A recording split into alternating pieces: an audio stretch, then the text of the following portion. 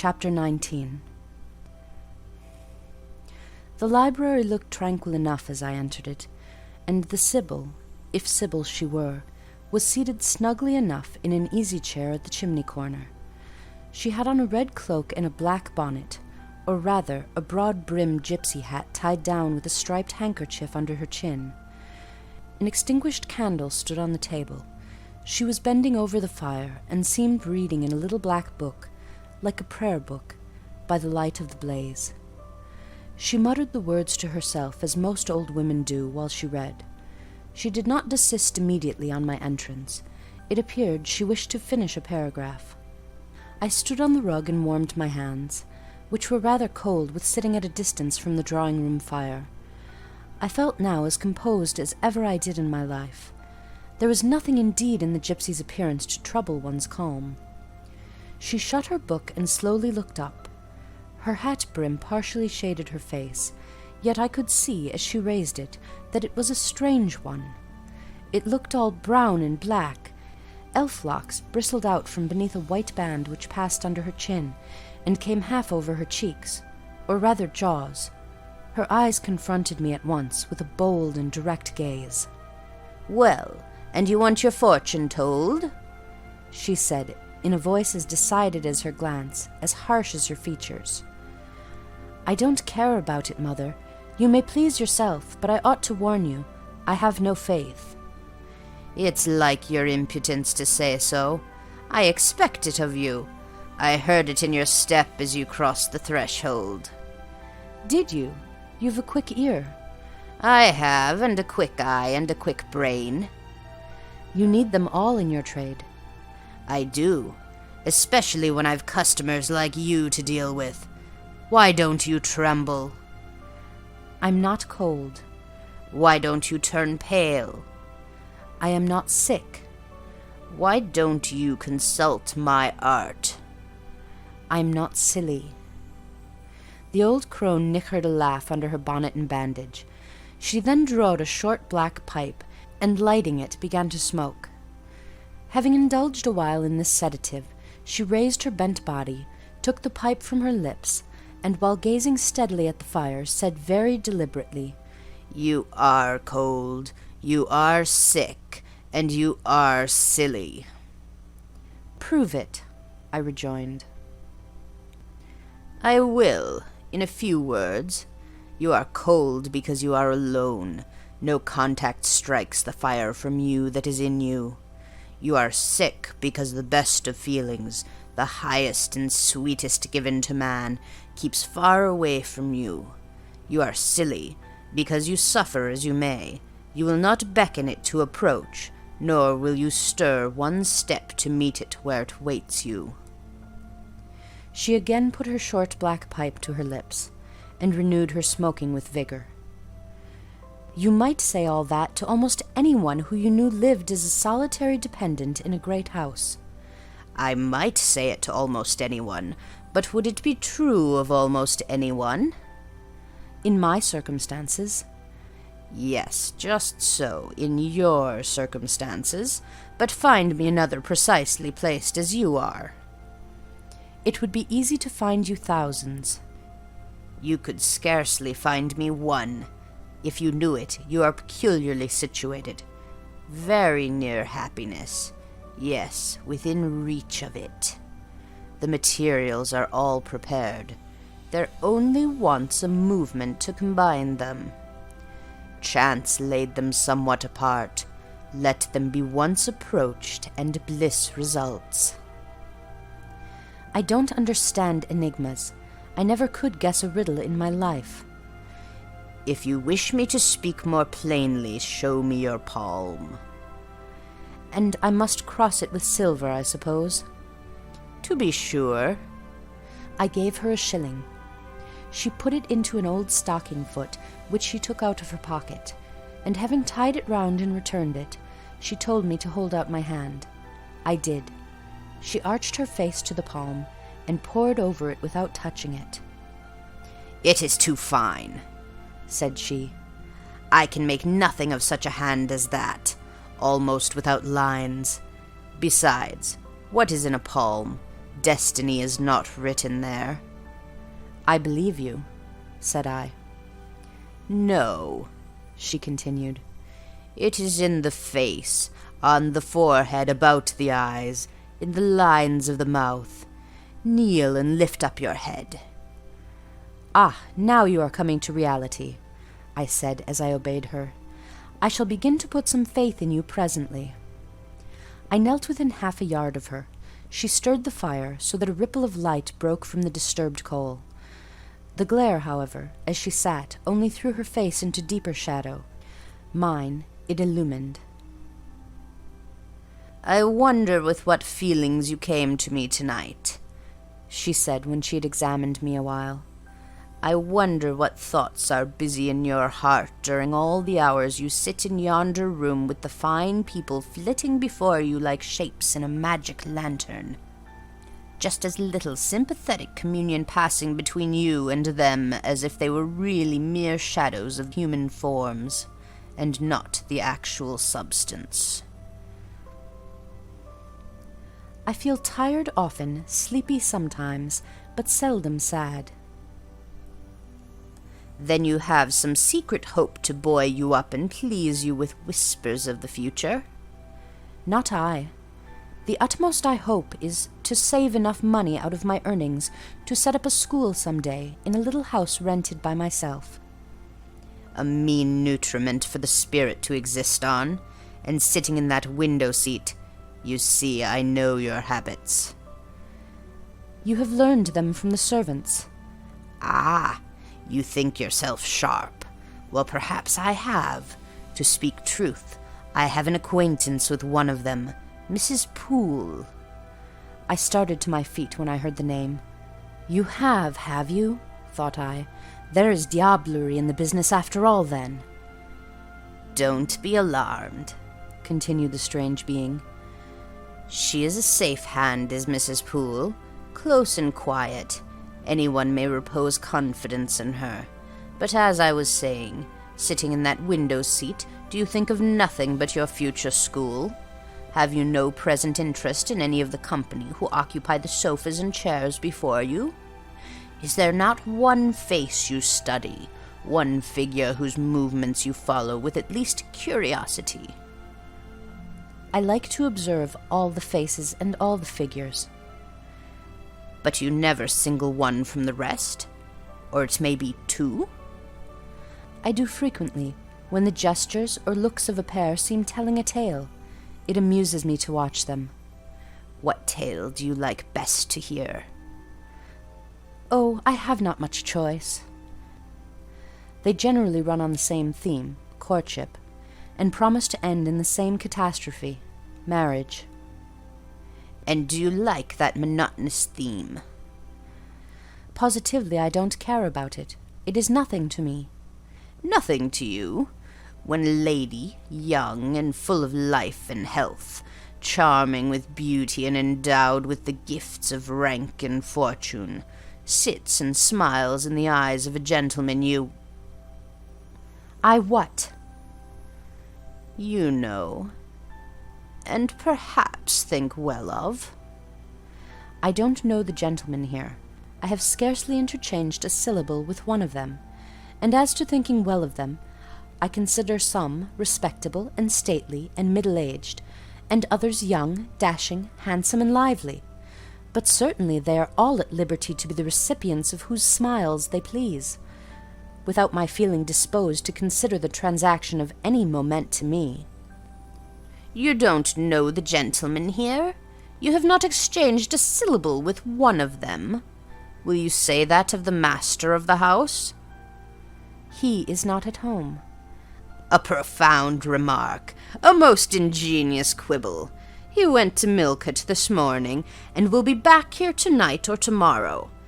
Does that circumstance exclude him from the list of your acquaintance? Blot him, as it were, out of existence?" "No, but I can scarcely see what Mr. Rochester has to do with the theme you had introduced." "I was talking of ladies smiling in the eyes of gentlemen, and of late so many smiles have been shed into Mr. Rochester's eyes that they overflow like two cups filled above the brim. Have you never remarked that? Mr. Rochester has a right to enjoy the society of his guests. No question about his right, but have you never observed that, of all the tales told here about matrimony, Mr. Rochester has been favoured with the most lively and the most continuous? The eagerness of a listener quickens the tongue of a narrator. I said this rather to myself than to the gipsy, whose strange talk, voice, manner, had by this time wrapped me in a kind of dream. One unexpected sentence came from her lips after another, till I got involved in a web of mystification, and wondered what unseen spirit had been sitting for weeks by my heart, watching its workings, and taking record of every pulse. Eagerness of a listener, repeated she. Yes, Mr. Rochester has sat by the hour, his ear inclined to the fascinating lips that took such delight in their task of communicating, and Mr. Rochester was so willing to receive and looked so grateful for the pastime given him. You have noticed this? Grateful? I cannot remember detecting gratitude in his face. Detecting? You have analyzed, then, and what did you detect if not gratitude? I said nothing. You have seen love, have you not? And looking forward, you have seen him married, and beheld his bride happy? Not exactly. Your witch's skill is rather at fault sometimes. What the devil have you seen, then? Never mind. I came here to inquire, not to confess. Is it known that Mr. Rochester is to be married? Yes, and to the beautiful Miss Ingram. Shortly? Appearances would warrant that conclusion, and no doubt, though with an audacity that wants chastising out of you, you seem to question it, they will be a superlatively happy pair. He must love such a handsome, noble, witty, accomplished lady, and probably she loves him, or, if not his person, at least his purse. I know she considers the Rochester estate eligible to the last degree, though, God pardon me, I told her something on that point about an hour ago which made her look wondrous grave. The corners of her mouth fell half an inch. I would advise her blackaviced suitor to look out. If another comes with a longer or clearer rent-roll, he's dished. But, mother, I did not come to hear Mr. Rochester's fortune. I came to hear my own, and you have told me nothing of it. Your fortune is yet doubtful. When I examined your face, one trait contradicted another. Chance has meted you a measure of happiness, that I know. I knew it before I came here this evening. She has laid it carefully on one side for you. I saw her do it. It depends on yourself to stretch out your hand and take it up, but whether you will do so is the problem I study. Kneel again on the rug. Don't keep me long, the fire scorches me. I knelt. She did not stoop towards me, but only gazed, leaning back in her chair. She began muttering. The flame flickers in the eye shines like dew. It looks soft and full of feeling. It smiles at my jargon. It is susceptible.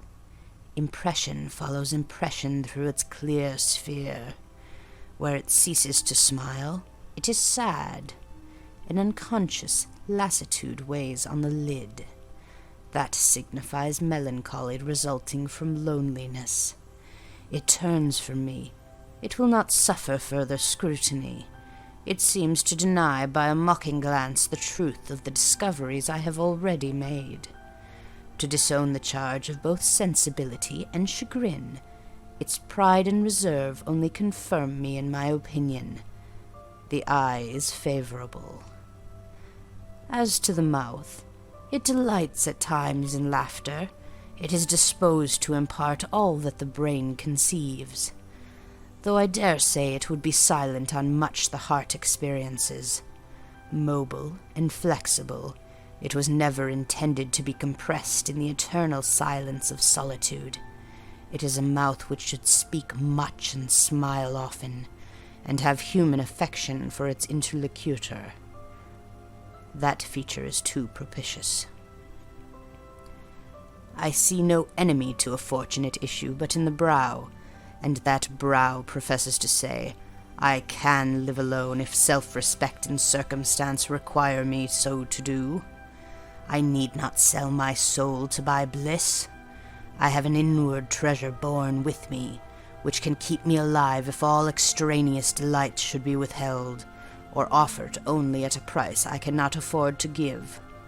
The forehead declares, reason sits firm and holds the reins, and she will not let the feelings burst away and hurry her into wild chasms. The passions may rage furiously, like true heathens as they are, and the desires may imagine all sorts of vain things, but judgment shall still have the last word in every argument, and the casting vote in every decision. Strong wind, earthquake, shock, and fire may pass by, but I shall follow the guiding of that still small voice which interprets the dictates of conscience. Well said, forehead. Your declaration shall be respected. I have formed my plans, right plans I deem them, and in them I have attended to the claims of conscience, the counsels of reason.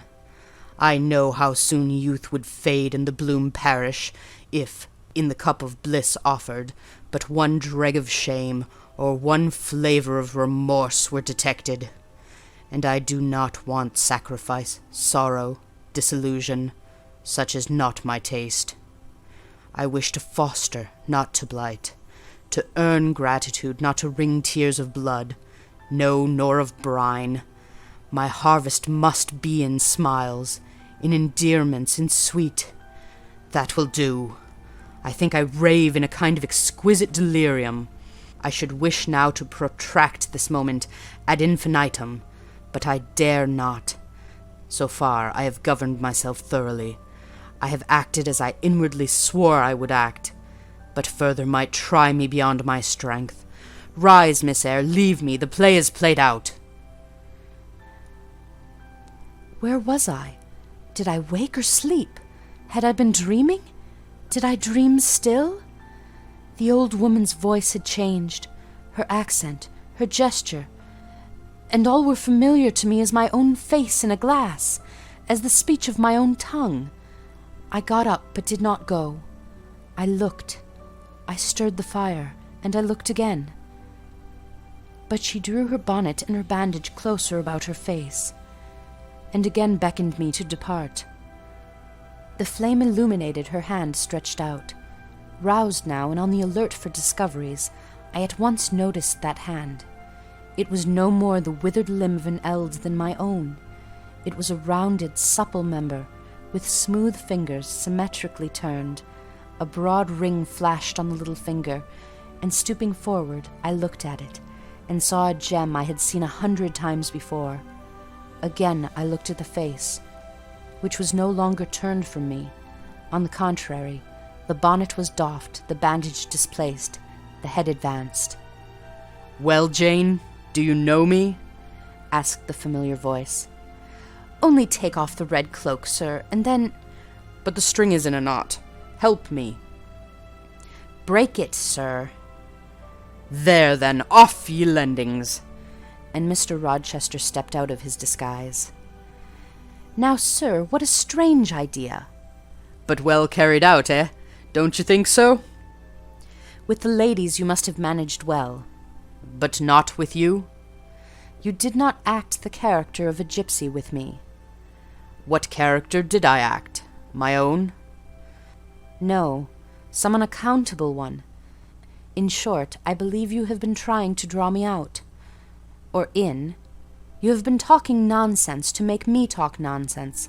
It is scarcely fair, sir." "Do you forgive me, Jane?" "I cannot tell till I have thought it all over. If, on reflection, I find I have fallen into no great absurdity, I shall try to forgive you. But it was not right." Oh, you have been very correct, very careful, very sensible. I reflected, and thought on the whole I had. It was a comfort, but indeed I had been on my guard almost from the beginning of the interview. Something of masquerade I suspected. I knew gypsies and fortune-tellers did not express themselves as this seeming old woman had expressed herself. Besides, I had noted her feigned voice, her anxiety to conceal her features. But my mind had been running on Grace Poole, that living enigma, that mystery of mysteries as I considered her. I had never thought of Mr. Rochester. "Well," he said, "what are you musing about?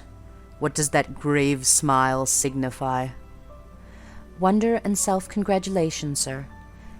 I have your permission to retire now, I suppose?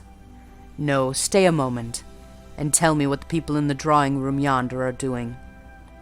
Discussing the gypsy, I dare say. Sit down. Let me hear what they said about me. I had better not stay long, sir. It must be near 11 o'clock. Oh, are you aware, Mr. Rochester, that a stranger has arrived here since you left this morning? A stranger? No. Who can it be? I expected no one. Is he gone? No. He said he had known you long, and that he could take the liberty of installing himself here till you returned. The devil he did! Did he give his name? His name is Mason, sir, and he comes from the West Indies. From Spanish Town in Jamaica, I think. Mr. Rochester was standing near me. He had taken my hand, as if to lead me to a chair. As I spoke, he gave my wrist a convulsive grip. The smile on his lips froze. Apparently a spasm caught his breath. Mason, the West Indies, he said, in the tone one might fancy a speaking automaton to announce its single words.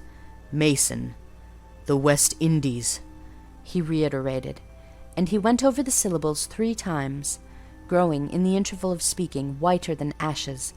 He hardly seemed to know what he was doing. "Do you feel ill, sir?" I inquired. "Jane, I've got a blow. I've got a blow, Jane," he staggered. "Oh, lean on me, sir." "Jane, you offered me your shoulder once before. Let me have it now." "Yes, sir, yes, and my arm." He sat down and made me sit beside him. Holding my hand in both his own, he chafed it, gazing on me at the same time with the most troubled and dreary look. "My little friend," said he, "I wish I were in a quiet island with only you, and trouble and danger and hideous recollections removed from me." "Can I help you, sir? I'd give my life to serve you." "Jane, if aid is wanted, I'll seek it at your hands. I promise you that." "Thank you, sir. Tell me what to do. I'll try at least to do it." "Fetch me now, Jane, a glass of wine from the dining-room. They will be at supper there, and tell me if Mason is with them and what he is doing." I went. I found all the party in the dining-room at supper, as Mr. Rochester had said. They were not seated at table. The supper was arranged on the sideboard. Each had taken what he chose, and then stood about here and there in groups, their plates and glasses in their hands. Everyone seemed in high glee. Laughter and conversation were general and animated. Mr. Mason stood near the fire, talking to Colonel and Mrs. Dent, and appeared as merry as any of them. I filled a wine-glass. I saw Miss Ingram watch me frowningly as I did so. She thought I was taking a liberty, I dare say, and I returned to the library. Mr. Rochester's extreme pallor had disappeared, and he looked once more firm and stern. He took the glass from my hand. "Here is to your health, ministrant spirit," he said. He swallowed the contents and returned it to me. "What are they doing, Jane?" "Laughing and talking, sir." "They don't look grave and mysterious, as if they had heard something strange?" "Not at all. They are full of jests and gaiety." "And Mason?" "He was laughing too." "If all these people came in a body and spat at me, what would you do, Jane?" "Turn them out of the room, sir, if I could." He half smiled.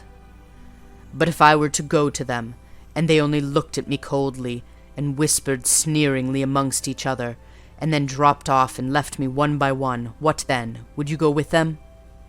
"I rather think not, sir. I should have more pleasure in staying with you." "To comfort me?" "Yes, sir, to comfort you, as well as I could." "And if they laid you under a ban for adhering to me?" "I probably should know nothing about their ban, and if I did, I should care nothing about it." "Then you could dare censure for my sake?" "I could dare it for the sake of any friend who deserved my adherence, as you, I am sure, do." "Go back now into the room. Step quietly up to Mason and whisper in his ear that Mr. Rochester has come and wishes to see him. Show him in here, and then leave me." "Yes, sir." I did his behest. The company all stared at me as I passed straight among them. I sought Mr. Mason, delivered the message, and preceded him from the room. I ushered him into the library, and then I went upstairs. At a late hour, after I had been in bed some time, I heard the visitors repair to their chambers. I distinguished Mr. Rochester's voice, and heard him say, "This way, Mason. This is your room." He spoke cheerfully. The gay tones set my heart at ease. I was soon asleep.